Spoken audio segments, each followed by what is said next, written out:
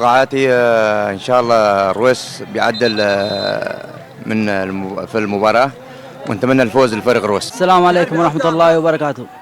توقعاتي ان شاء الله تفوز رويس، والله يوفقنا. ان شاء الله يفوز رويس 2-1.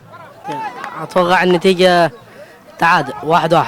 طبعا المباراة بين رويس وسويح.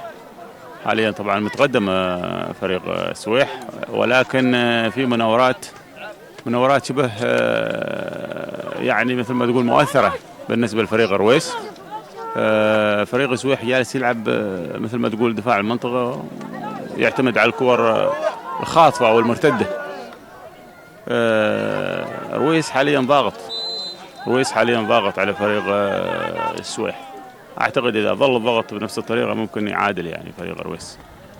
نتمنى التوفيق للجميع. بسم الله الرحمن الرحيم. والله انطباعي حول المباراة، والله صح الفريق السويح متقدم 1-0، وإن شاء الله فريق رويس بيرجع المباراة بيفوز 2-1 بإذن الله.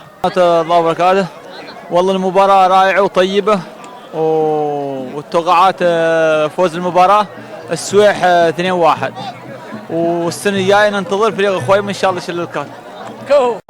والله صراحة أولا أشكر الدعم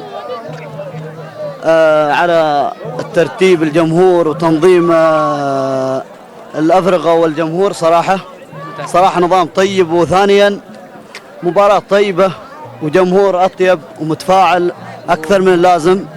والله توقعاتي في مباراة اليوم فوز السويح 2-1 على الرويس. صراحة يستحق الفوز بكل جدار، لأنه لعبهم لعب طيب، وجمهورهم جمهور ما شاء الله تبارك الرحمن، الله يعطيهم العافية. والسلام عليكم ورحمة الله وبركاته. توقعات اليوم إن شاء الله تفوز السويح، توقع 2-0 إن شاء الله. السلام عليكم ورحمة الله وبركاته. والله اللعب اليوم منتصف يعني متساوي، وإن شاء الله أنهم يتعادلوا والأمور كذا سهلة تكون يتسهلوا رباح. بسم الله الرحمن الرحيم. أولا نشكركم على هاللقاء الجميل.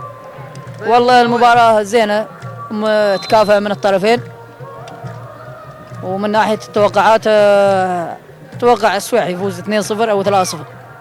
السلام عليكم ورحمة الله وبركاته.